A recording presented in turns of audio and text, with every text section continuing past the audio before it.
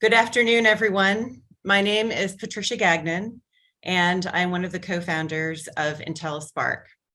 I'm joining you today from Arlington, Virginia.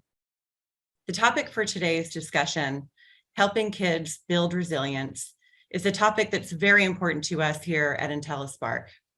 Resiliency is at the heart of our scholar-centric program, an evidence-based program that helps to improve student outcomes by measuring and teaching resiliency. Each of you who has joined us here today knows that helping a student build resilience takes a coordinated effort amongst colleagues, whether that's counselors, classroom teachers, coaches, learning specialists, social workers, administrators, community members. A lot of us are involved in that process. A student doesn't build resilience over one school day or in just one meeting. It takes reinforcing words and actions, and ideally an aligned message across that team of colleagues. Our aim with Intellispark is to help educators collaborate when taking action to support their students. Once they have a child's measure of resiliency, they can build off one another's collective knowledge, ideally, in order to accelerate that child's learning, their resilience, and ultimately their personal growth. Today, Intellispark reaches more than 175,000 students in more than 400 schools across the country. And we work closely with our partners to make it easier for them to do what they already do so well, but are ever striving to do better, and that's to know and support their students. Today, I'm very pleased to introduce you to a fellow educator, Phyllis Fagell. Phyllis works with students every day as a school counselor and as a family therapist. Like you, Phyllis appreciates that critical skill of resilience is essential in order for students to be able to embrace today and then to be able to even envision and try to execute and pursue a vision for tomorrow. Phyllis will share with you her insights into what she sees students and educators facing in her own school and around the country. And she will arm you with a multitude of great strategies to help you address those challenges and opportunities that you face every day. So the format for today's discussion will first be an introduction to Phyllis, and then a short discussion between Phyllis and me. We'll discuss some highlights from her upcoming book, Middle School Superpowers, and she'll also share slides with strategies that you can take right back to your schools to put into practice with students, whether one-on-one or in a classroom setting. While we can't hear or see you, we encourage you to engage through the chat or put questions in the Q&A, and we'll do our best to monitor those topics and have some time at the end for you to ask some questions more directly outside of the presentation. Please do note that this session is being recorded, and we will share it with you so that you can share it with your colleagues. We will also share a PDF of today's presentation so that you can reference these strategies, and we'll have some additional strategies in the appendix that we may not cover today. Also, be on the lookout for 2 emails from us in the coming days, one with a certificate of attendance and the other with a link to the recording and the PDF of the slides. Both emails will include information on how you can learn more about Intellispark Pro with Scholar-Centric for your school or your district. So now on to our introductions. Phyllis Fagell, there we go, is a school counselor at the Sheridan School in Washington, D.C. She is a therapist who works with kids and families in private practice. She's also an author and a journalist. She's a very busy woman. She's the author of Middle School Matters and a frequent contributor to the Washington Post. She also has a Washington Post article coming out this week. She also freelances for publications, including Psychology Today, CNN, Working Mother, U.S. News and World Report, and Your Teen. And her ideas have been shared in outlets including the New York Times, the Atlantic, the New Yorker, Edutopia, Mindshift, and NPR. Phyllis's new book is Middle School Superpowers, Raising Resilient Tweens in Turbulent Times. And this book will be coming out in August of this year. So without further ado, I am pleased to welcome Phyllis and to kick us off with our first question. So welcome, Phyllis. Thank you. Thanks for that nice introduction. Absolutely. Thank you so much for joining us today. I know it's been a day at your school, as ever. So Phyllis, just to set the context for this discussion, we have educators on this call who support students from all different age groups, K to 12. I know you speak with kids of all ages, and yet you write about middle school. Why do your books have such a strong focus on middle school? And then just with regard to today's discussion, how relevant are these resiliency superpowers and strategies for kids of other ages, non-middle schoolers, and for educators that are working with other grades? That's a great question. And I work in a K-8, I worked in a high school as well, and I work with all ages in private practice. And these are all strengths, skills, superpowers, whatever we choose to call them, that benefit kids of any age. The reason I write about middle school in particular, at least in my books, is because it was an age group that was largely neglected. People tended to either lump middle schoolers in with younger elementary school kids or with older adolescents. And anyone who works with middle schoolers knows it's a distinct phase, but everything we're going to talk about today applies not only to kids of all ages, but really to adults as well. So I hope some of the strategies and tips we share will actually help the people listening themselves. Great. Thank you for clarifying that. I'm sure some people came to the call today with that question in mind. So in your work, both at the Sheridan School and in your counseling with families, and I know you do a lot of PD with educators across the country.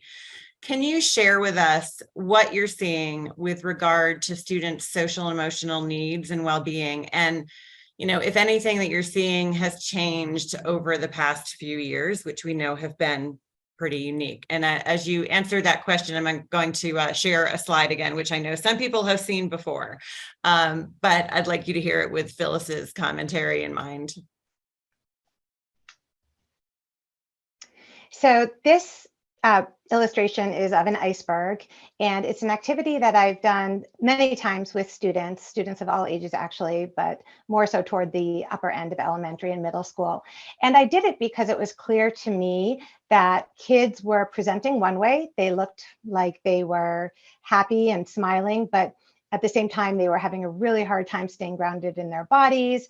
They were so sensitive to other people's opinions about them. They had a hard time assuming positive intent. Their behavioral issues were a little bit broader than I normally was used to seeing. And so what I did was I handed out a worksheet. It was just a picture of an iceberg, and I asked them to tell me, what is it that you think you're presenting to the world? What do people see above the waterline? And how is that different? What are some descriptors for how you would describe how you feel below the waterline? And the answers were really shocking to me, and they're still shocking to me when I've repeated this exercise, even a couple of years after returning to in-person school. Kids are really still struggling with a lot of the same difficulties that they had right when we returned, only they're now at a point where many of them feel like they can't even necessarily express or share what they're feeling. They feel like they should have moved on, that everything should be fine. And it's not. I think all of us who work with students can see that they're still struggling and that they need our support more than ever. And just incidentally, I did the same exercise with adults, with staff members at a school last week. And really, we're not that different than the kids. We're all trying to, hold ourselves together. We know that there's such a relationship between how we present ourselves to kids and how well they do. But the truth is that many adults are struggling as well. Mm-hmm. Yeah, and I know that you've been, like I said, it sounds like in your work in school as well as in your work counseling families, you're hearing a lot of the specifics behind it. Yes, and you're showing a slide here with several comments that represent what I'm hearing from kids, kids of all ages. Their stamina is down. This one says, I'm too tired to go to school and do homework and activities. Even kids who are used to doing 10,000 different activities and who used to consider themselves to have unflagging energy are finding that it's a lot just to deal with the 2,000 interpersonal interactions they normally experience during a school day, do homework, and then on top of that, engage in an outside social life, get online, maybe take an instrument or do an after-school sport. So really being mindful of helping them recognize where their limits are has been super important. They're also having trouble. Yes. If I could interrupt you there, sorry. Do you think that's because they had such a period where they weren't used to it? Is this like an endurance ramp up that sort of flagged during the pandemic, or is this You know, I just think too I much? think their I think their nervous systems are overtaxed from being so stressed for such an extended period of time. I think that chronic stress took a toll on them. I also think that they grew accustomed to having a bit more leeway in their schedule. They could maybe sleep in a little bit longer, and it takes time to ramp back up. And if you factor in the emotional piece, the fact that they are more sensitive, they are worried about how they fit in a way that is a little bit heightened compared to before the pandemic, that too exacts a toll. It takes more energy to make sure that you find your place in the pack. It takes more energy to stay on top of your work when you have so many other things going on.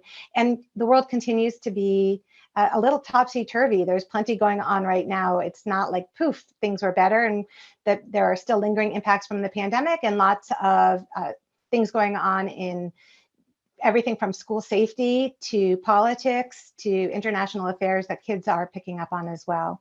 Mm-hmm. Mm-hmm. Okay. So along those lines, kids are really doing their best to hold it together. And so it's really hard for them to not only handle their own emotional problems, but to absorb that of the kids around them. And I know we'll be talking a little bit today about how we can help kids get the kind of support they need so they're not overburdening a friend. And kids try and want to be kind. And so it's very hard for them to say, you know what, this is too much for me. It's hard for them to know where to draw that boundary. That's another area where we really can support kids. Mm-hmm. We also can be mindful of the fact that they are picking up on all of the cues around them. And if they sense that their parents are stressed and their teachers are stressed, that has an impact on them as well. It's not about faking it, but it is about figuring out what we need to do for ourselves so that we can show up as a non-anxious presence to the extent that it's possible for our students, and recognize that they're doing everything they can to push themselves and take risks. But for kids who struggled maybe a little bit with perfectionism before, it's exacerbated now. For kids who are a little bit avoidant before, I'm seeing that exacerbated as well. They're two sides of the same coin. If you're worried that you're not going to perform to your liking, you're either going to avoid, or you might shut down, or you might perseverate and have a really hard time setting something aside. So that's another area that I know we'll be talking about today. And then the last one here is I want to like myself more, but I have no idea how to do that. I was teaching a 6th grade health class earlier today, and we did an exercise where I had them come up with something that a couple things they liked about themselves, one thing that they didn't like about themselves or felt insecure about, and 2 strengths inside that perceived weakness. And a couple of kids shared things that they felt insecure about, but were struggling to come up with strengths that went along with it. And the rest of the class quickly chimed in to help them flesh that out. They all recognize that their inner voice is so relentlessly self-critical. They know that it's corrosive, but they don't always know that other people are struggling with the same thing. So really normalizing that everybody is feeling that way can be helpful. And then helping them challenge that negativity. Yeah, I like that outside in approach. You can't always see it. You need to hear it from somebody else. And it's a perfect example Yes. into how it manifests. Yeah. So, I started to cover this a little bit, but this will come as no surprise to people working with students. We're seeing more button pushing. Kids want teachers to prove that they like them, which doesn't always come out in the most charming ways. They might be pushing the limits more. Some kids feel safer at school than they do at home. And so that behavior might leak out more at school versus other kids who are holding it together and then going home and unloading a barrage of negativity on their parents or acting out at home. Kids are making jokes that are falling flat. They aren't looking to be cruel or mean, but they have a hard time gauging that social skill piece is real. They really have taken a hit to their social skills.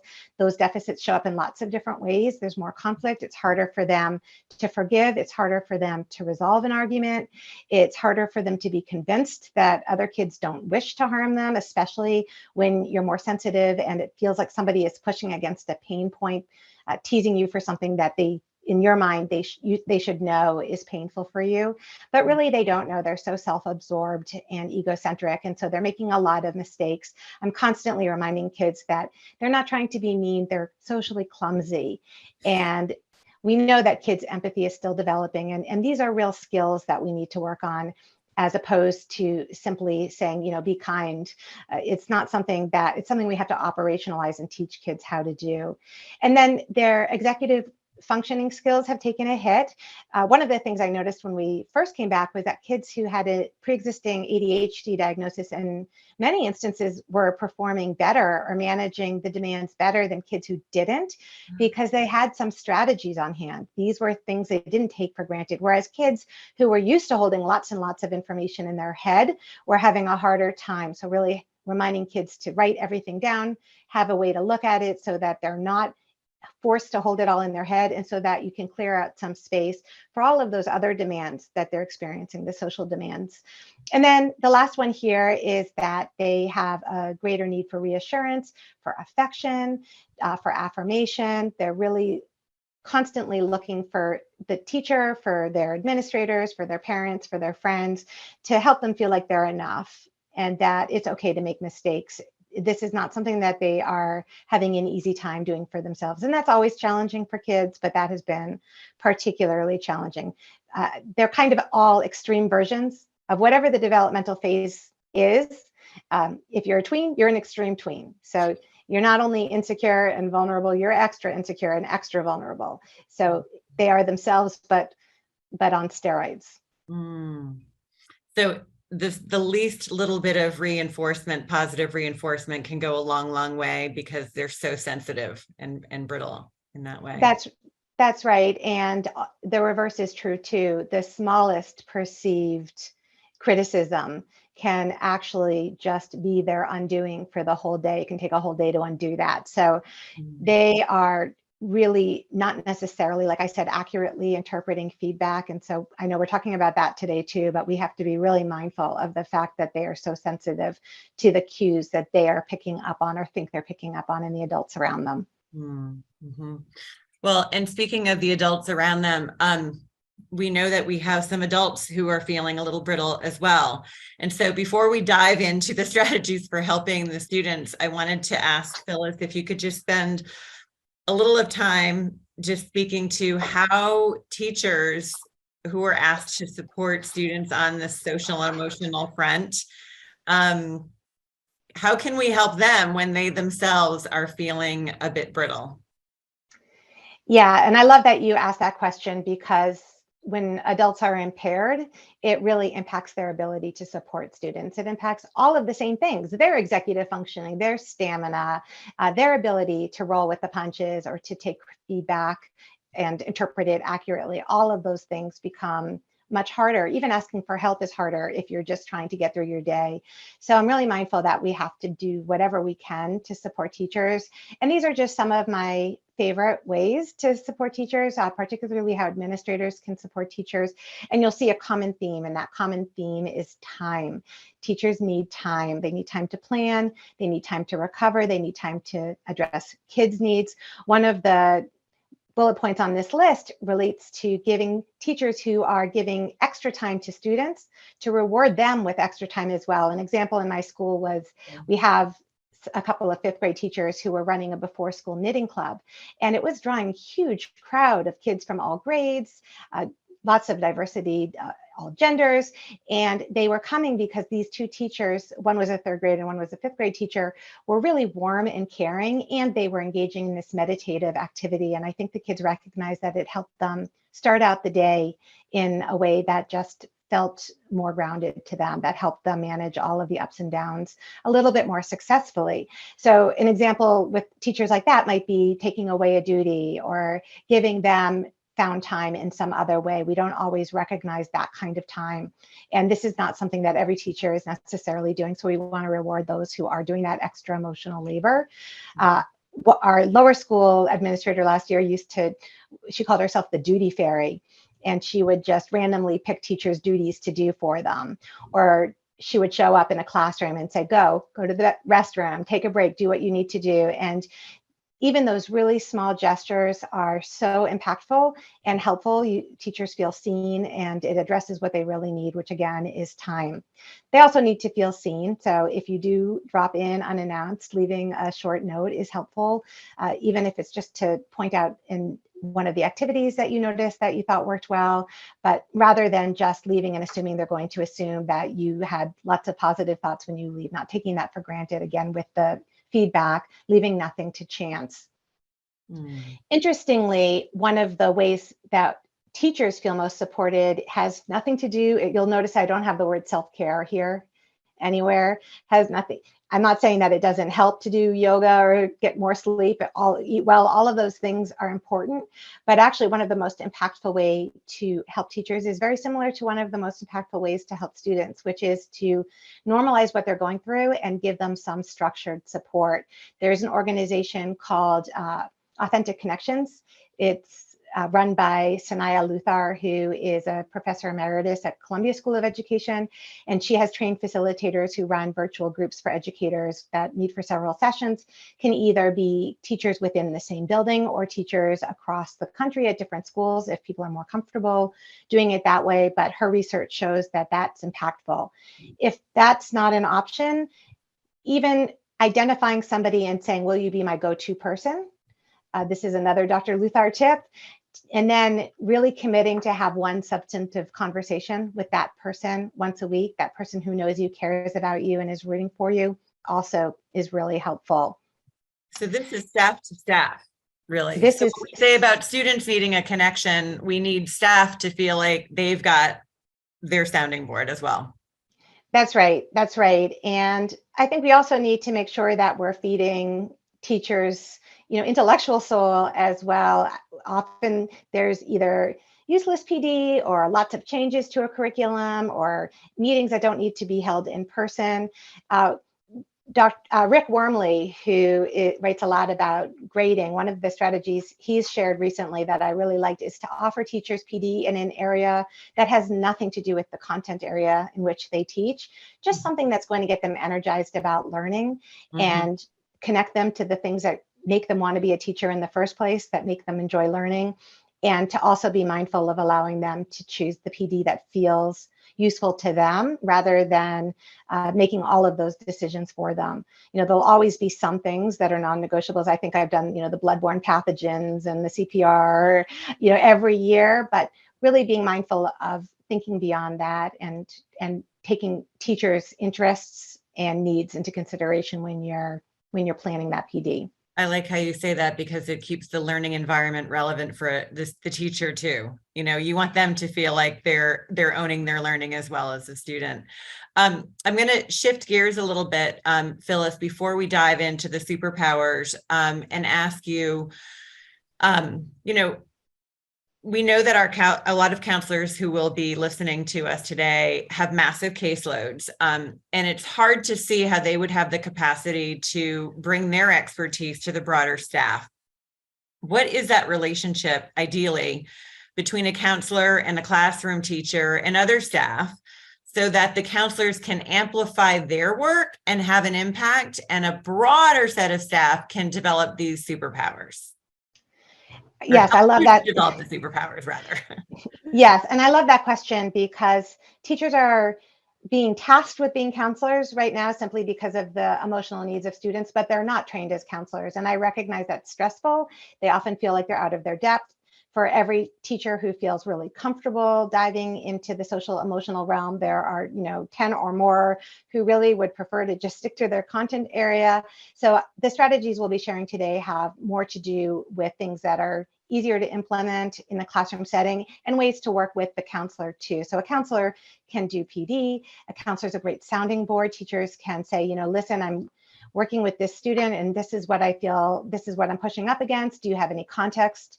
Are there resources you know of? Could you jump in and call the family to the extent that you might have some information that would be helpful to them, but really using all your resources. That's something that administrators can help with as well, just making sure that teachers know how to use the counselor, that they're aware of EAP and other resources that are available to them, and using every other resource in the building too. It could be special educators. And again, everybody is overtapped, but at least understanding how everyone can work together because there are these different lanes and teachers simply cannot do everything. Yeah. No, I appreciate your saying that. Everybody needs to know where the lifeline is and not assume that they have to handle it all themselves. It takes the team. So I'm going to now move into the superpowers, the Yes. big reveal. And I'm going to ask you, Phyllis, to share what are these 12 resiliency superpowers and how did you arrive at them? So I actually worked backwards. I was just looking at the galley to remind myself what the 12 superpowers were, what my subheadings were. And the way I worked is I thought about all of the issues kids are facing. It could be anything from getting dropped by a friend. It could be feeling like you didn't perform as well as you would have liked on a quiz, or setting unrealistic expectations for yourself, unattainable expectations, or really wanting to be popular and that doesn't seem to be in the cards, or thinking your teacher hates you, or the list goes on, dealing with some family instability at home, really dealing with the repercussions from the pandemic, or working on social skills. And of course, the list goes on and on and on. There's no end to the kinds of challenges kids are facing in the school setting and simply just growing up in a really difficult time in history. And then I thought about all of the skills that they need in order to navigate those challenges. And this was the list I came up with. So super flexibility is the power to manage change and uncertainty, which is so hard. There's a study showing that people would rather get shocked by a painful electrical shock than have a 50% chance of getting shocked. Just that uncertainty that it might happen is really unsettling. And kids are no different. They really like to have that constancy and ritual and understand, and we're just simply not living in very predictable times. Super belonging is the power to find your place and have that sense of belonging, which is so important. Supersight is the ability to anticipate where you might run into trouble and make a plan. Super vulnerability is knowing when and how to ask for help. Super agency is about finding your purpose and taking initiative. Super force field is about setting healthy boundaries. Super security has two sides. One is taking pride in your own identity, and the other is stepping into someone else's shoes. Super healing is about coping and self-regulation. Super balance is about setting a reasonable pace and reasonable goals. Super daring is about going out on a limb, taking smart, healthy risks. And super optimism is about holding on to hope and humor, even as you experience all of the hard stuff that I was referencing in the Okay. beginning. And I think you might have missed super bounce. Oh, super bounce. Oh, that's important. I don't want to miss super bounce. That is the power to learn and recover from mistakes. Mm-hmm. So together, and I think people think of resiliency as something innate, as something you're born with, and it's not. It's a set of skills that are teachable and actionable, and there are really concrete ways that you can do it. And so in the book, I apply them to these different scenarios and show parents and educators how you can teach these specific 12 skills. Fantastic. Well, without further ado, let's dive into how we can arm our educators, who are probably mostly the ones on this call today, to help students develop these superpowers. Yes, and in order to do that, we first have to have a relationship with the kids. And even that is something that I think we can, to a certain extent, operationalize. What I have there is build social capital in advance. We know kids are going to make mistakes, and it's a lot easier to help them come back from those mistakes, that super bounce, and not get stuck in shame if they know that we like them, that we care about them, that we're rooting for them. And one of the ways that we can do that is by being really consistent. If they're misinterpreting feedback, what that might mean is that they think that you're not upset with them, or you think they should believe you're not upset with them because your face is really calm and maybe you're smiling, but they might be picking something up in your body language or in the time it took for you to engage with them. So really making sure that there's consistency between the words you choose, the body language, the tone, and recognizing that they're essentially have a PhD in their educators and are looking to sniff out any inauthenticity. Relating versus teaching is interesting because we are all teaching all of the time. We're explaining content. We are laying out our expectations. We're telling them what the rubric is or what the homework is. And we don't have a lot of time for relating, which is when we make them the expert and they're teaching us something. So really being mindful to ask them something about themselves, to ask them to help you with something. I'm always asking kids to help me with computer stuff because I'm hopeless. And if they tell you something personal, maybe they have a piano recital that weekend and they're worried about it, even writing it down, not trusting yourself to remember that cognitive offloading so that you can reference that note later and go back and say something to that kid, that goes a really long way toward building that trust. A task tone is just saying whatever it is you need to say to the kid, even if you're upset, in the same tone that you would say 2 + 2 = 4, just staying really even so that you're co-regulating with them and helping them recognize that the temperature doesn't need to be, up here.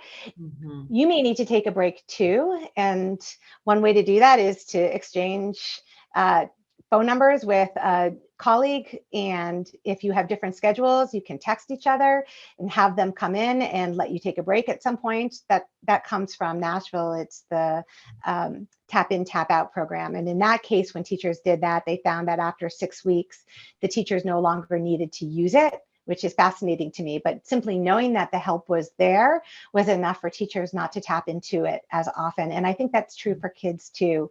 Knowing that their teachers care and will help if they need it often goes a long way toward helping them stay relaxed and stay grounded in their bodies. Hmm. Always treat kids as if they're older and a little bit more mature than they are.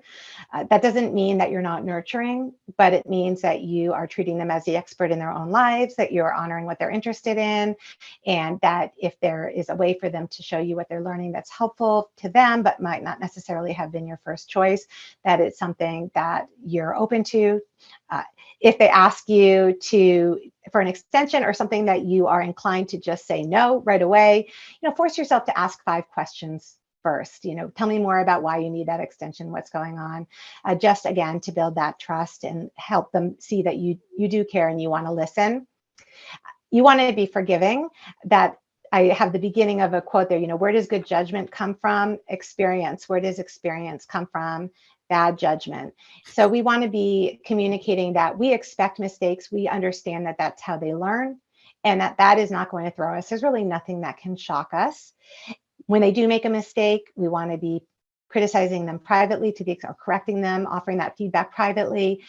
Publicly, it's great to focus on their strengths, especially if it's a kid who has less social capital or who struggled academically, because they will rise a notch in the eyes of their peers if their teacher is giving them that praise publicly. Mm. Okay. Go ahead. So when they do make that mistake, again, this speaks to the super bounce and also goes back to that idea of connecting with them, relating versus teaching. Really be mindful not to communicate judgment or criticism. These are some of my favorites. They make a mistake, they cheated, or they were caught vaping in the bathroom, or they lied about doing homework and said their dog ate it when the dog didn't eat it. You want to give them a runway back to being a good kid. So you might start with a phrase like, I'm guessing you did that because. So you're giving them that plausible excuse. Half the time we're going to get it wrong, but that's okay because they'll jump in and correct us and we'll get information from them when they correct us. We might get some insight. Maybe they didn't want to admit that they don't know what they're doing and need extra help, or maybe they were trying to impress a peer, or maybe they truly thought it was funny, or maybe they thought they would get in trouble. And then at that point, we can talk to them about why it wasn't okay. Put it back on them. I love saying, I bet you must be proud of yourself instead of I'm proud of you. And similarly, asking them, do you think you were your best self? Like in your own mind, is this how you want to show up in the world? And 9 times out of 10, that actually helps kids take ownership and accountability for what they have done, as opposed to putting it back on us or convincing us. It forces them to grapple with the decision that they've made and wrestle with whether or not they feel good about it. Mhm. If they lose control, which happens a lot, it feels awful. Kids really, really hate how it feels when you lose control. And I think simply acknowledging that and showing them some empathy can go a long way toward helping them let down their defenses so they can problem solve with you. So you might say, I bet it felt awful to lose control. I don't think I've ever had a kid say that it didn't feel awful to lose control. And at that point, when I can see their body language relax, that's when I'll say, would you like my help? And then that last one there is, I also would be embarrassed. If I thought my teacher was trying to embarrass me, or if I thought my friend had done something that made me look silly in front of my peers, I would have been embarrassed too. So we want to be, again, really validating and empathizing as we're teaching. Those two go hand in hand if we don't want them to get stuck in shame. Mm-hmm. So this is just more of my favorite phrases. We know that it's hard for kids to take risks right now. It's hard for them to put themselves in a situation where they might embarrass themselves. Often they are so busy shooting for the moon, they don't realize that their self-expectations are unrealistic, or they might be shying away from something they really want to do because they're worried about the worst case scenario. That inner voice is just, again, so critical often. Mm-hmm. So to free up their thinking, research shows, I think this is fascinating too, that using the phrase rough draft thinking, rough draft thinking, what would you say or what would you write, especially for a kid who can't get started on an assignment or who gets stuck, that can loosen their thinking. Never say do your best, by the way, to a perfectionist, because there's no such thing. Their best is impossible because they will constantly be trying to outdo themselves. I like to do what's referred to as temporal distancing, especially if they're catastrophizing or they are just stuck. And I'll say, imagine it's 5 hours, 5 weeks, 5 months from now. How do you think you'll feel about this?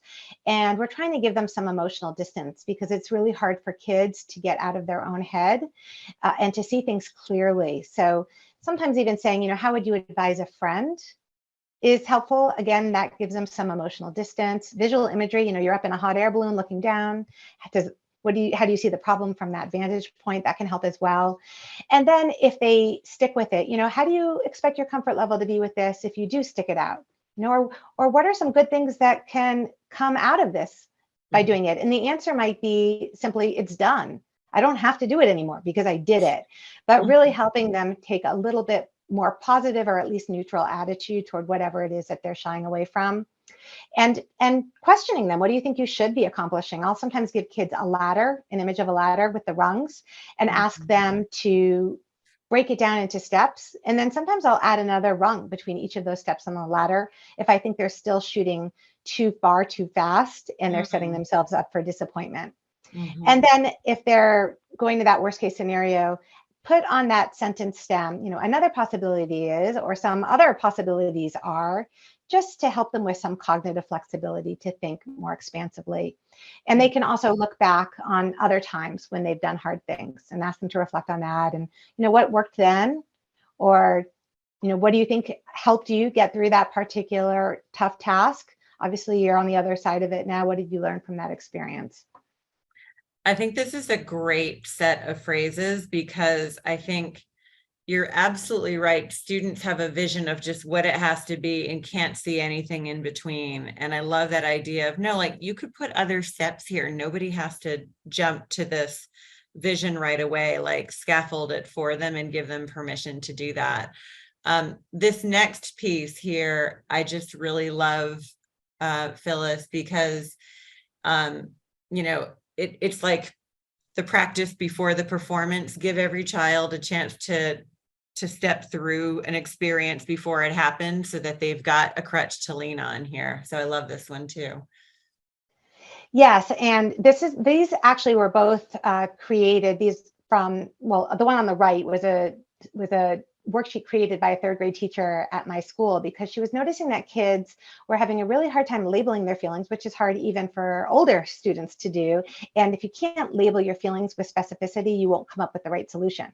If you're sad because you didn't do well on a quiz, the solution might be to go for help the next time. If you're sad because you're lonely, then the solution might be to go talk to a friend. She also noticed that kids were going home and telling their parents only the worst parts of the day and realized that they didn't intuitively understand that whatever that emotion was, no matter how intense or negative it was, it didn't last at that intensity continuously all day long. So she wanted them to think about how they feel when they get to school, how they feel when they're at school, how they feel when they leave school, to understand that no feeling, no matter how unpleasant, is going to last forever. And then on the left are really helping kids come up with ways to calm themselves down, having them think in advance about who their go-to people are. They might have people at home and at school that they could go to for help. And I like to ask that question at least once a semester of my students, because I want them to be thinking about who that adult person would be when they are not in a situation where they're in their amygdala and their fight, flight, or freeze part of their brain and unable to think clearly. I want to be normalizing asking for help in the first place. And I want to be really reinforcing that for some problems, whether they're yours or friends, you want to be getting adult help. And this is also an opportunity for teachers to say, I am a helper too. If you are in a situation and you need help, please come to me. And just to reassure, again, those teachers who are anxious about the fact that they're not trained to be a counselor, you can just be the bridge. You can be the person who walks that student to their counselor and helps them tell their story. If there are 450 or 500 kids to one counselor, odds are you're more a trusted adult to that student who came to you with their issue than the counselor. And simply walking them there and helping them tell their story communicates that you not only that you care, but that you trust the counselor, and helps you make that introduction. They may not otherwise make that overture on their own, and it's a lot more powerful than just sending an email. So if you're able to do that, that's really powerful as well. And then I'll just throw in one other strategy here. When you're coming up with ways for the students to calm themselves down, I love to have a popsicle stick jar in your classroom. It can be just a cup, get some blank popsicle sticks, and have kids, when they use a strategy successfully, write it down on one side, and then on the other side of the stick, write down when they used it and their initials. And it's a way to reinforce that, number one, it's normal to need coping strategies. Number two, the same strategy doesn't work in every scenario. And it's also a way for kids to either try their own strategy or to try a classmate strategy. Or if you, the teacher, is putting strategies in the jar as well, they can try one of your strategies too. Great. So I'm gonna switch. So these a lot of these, Phyllis, seem to be direct, kind of one-on-one, how we can communicate with students and arm them to work through these independent feelings.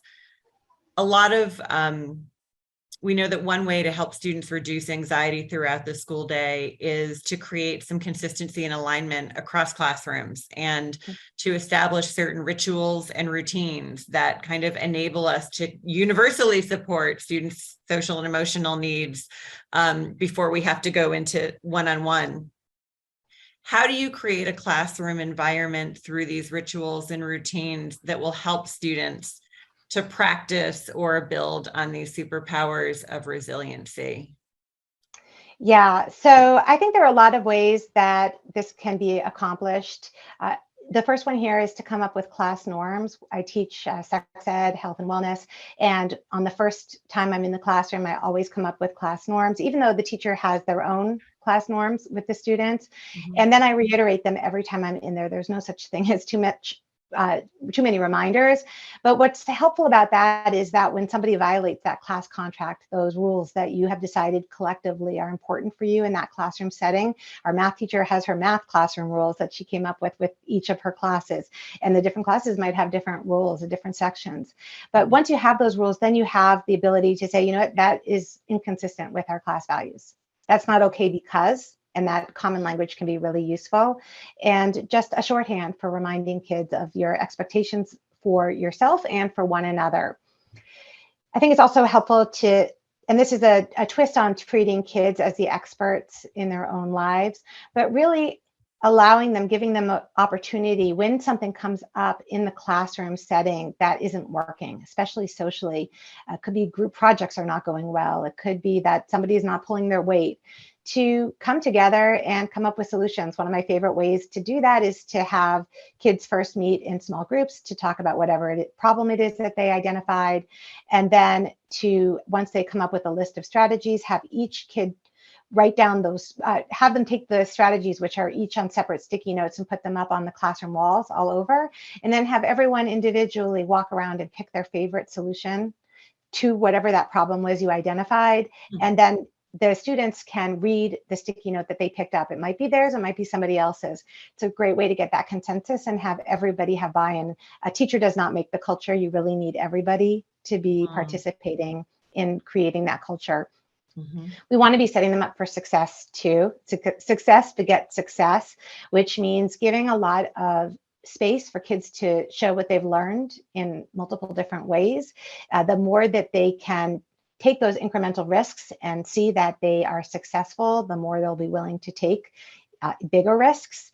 So giving them that opportunity, and also giving them an opportunity to give you feedback. Ask them if the workload is working for them, if there's anything that you can tweak. You can even, if you're brave, you can have an anonymous way for them to give that feedback. And if they don't violate it, you can keep doing it that way and let them know that you're going to. If they violate it, you might not be able to do it anonymously. I'm a big fan of having fidgets in every classroom. A basket of fidgets is really a way for kids to deal with that excess energy that otherwise might be used to poke a classmate or kick somebody's chair or fidget so much and wrap their fingers on the desk that it's driving you crazy. So giving them something to do with that excess energy, that is something that I didn't see to this extent before the pandemic. That's a change as well. And if this is a kid who needs to take breaks, giving them a subtle way to signal. Could be just putting an object on their desk that that means that they need to take a break, and then giving them sort of a tap on the shoulder or gesture to let them know that you see them and that that it's okay for them to go take that break. We want to also be giving them ways to ground themselves in their body. Before the pandemic, I did a lot of mindfulness strategies. My two favorites still are things like object awareness, where you come up with 3 adjectives to describe an object if you're worried about, let's say, taking a test or presenting in front of the class.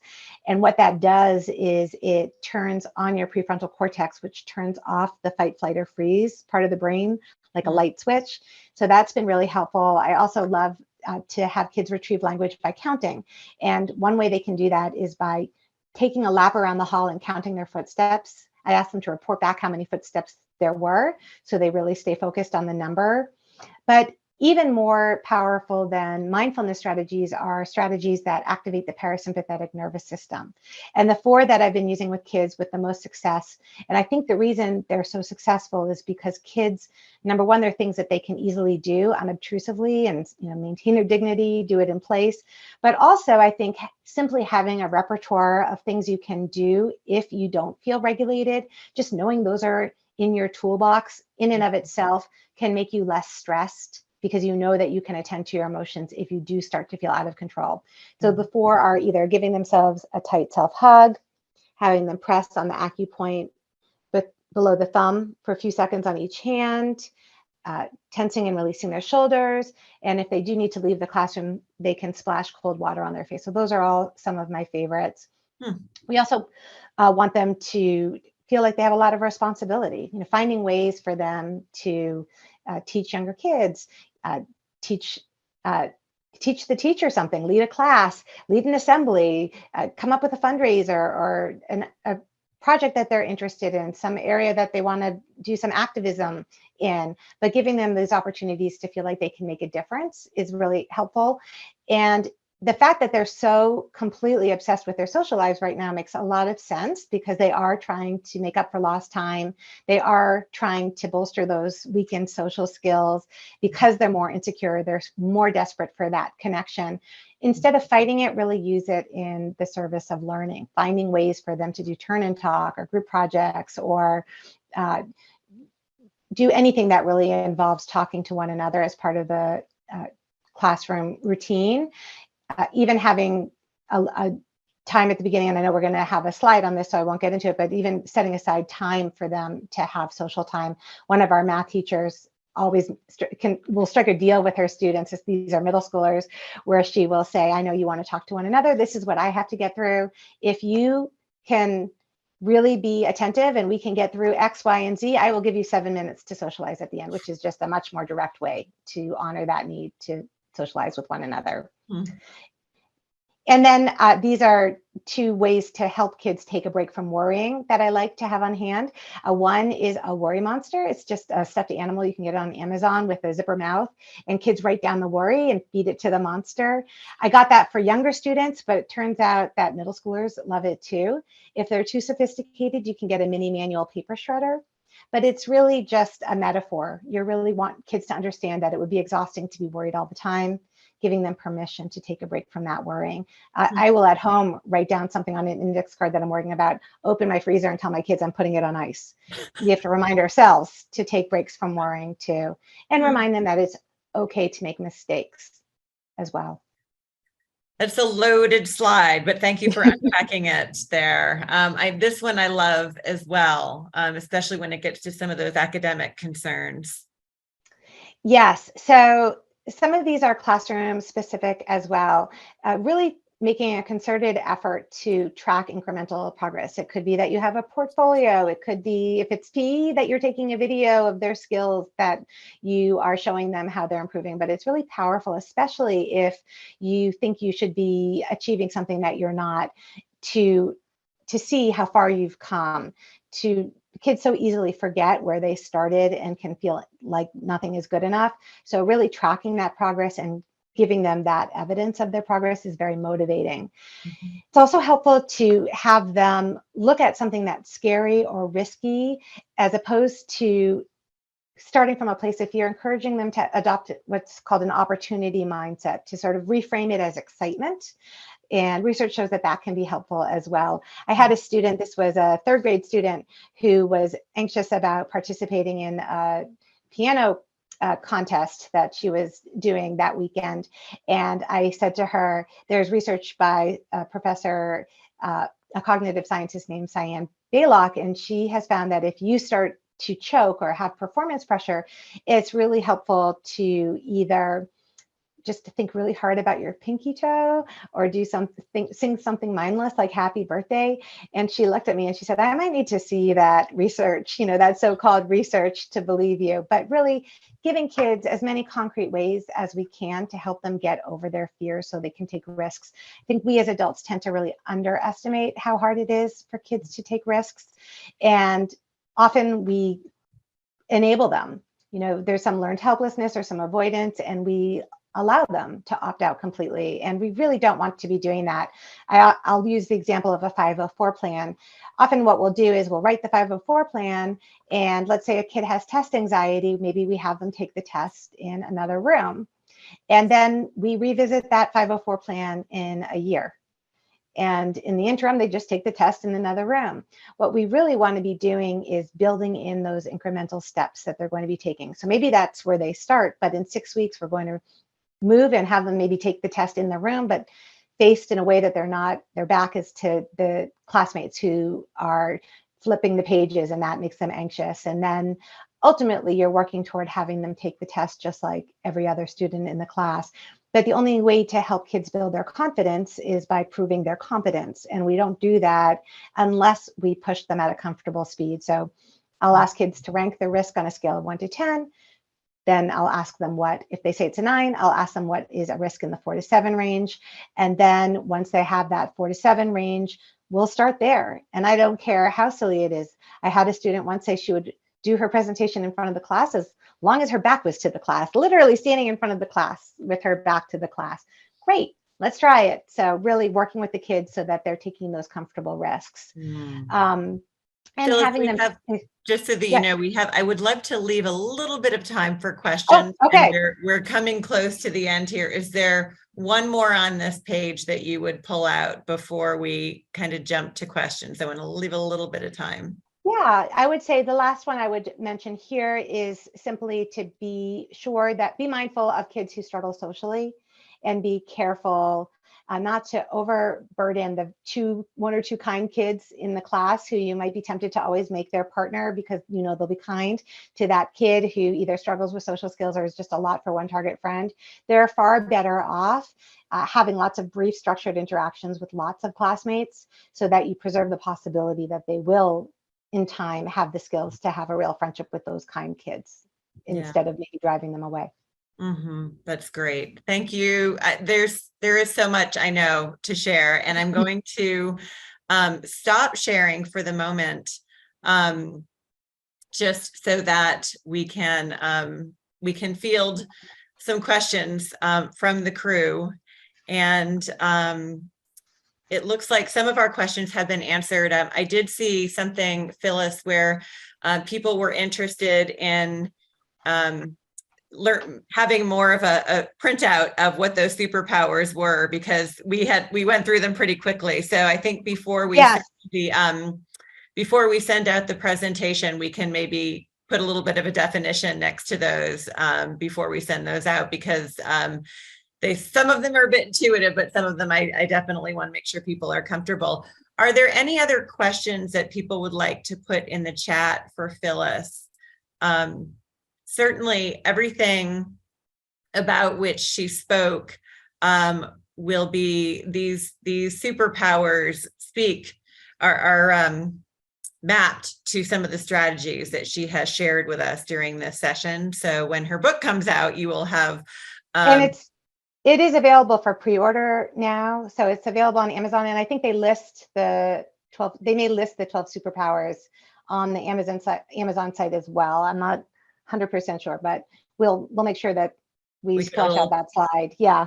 Definition on there. And you can also see, folks, that that my colleague has put in the chat box an article, a link to an article that is being released this week in the Washington Post that Phyllis has written about the 4 myths of peer pressure, myths, MYTHS, of peer pressure.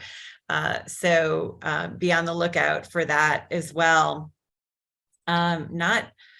I actually thought we might have a load of questions. If there are no other questions, I know we're in our last couple of minutes. And so I will, looks like maybe we have interest in the next session. So what I will do is I'm going to share my screen one more time. And I want to make sure that you can all see Phyllis's information, the 2 books that she has written, one coming out, the Middle School Superpowers, in August. Certainly feel free to reach out to Phyllis at that email address and follow her on social media.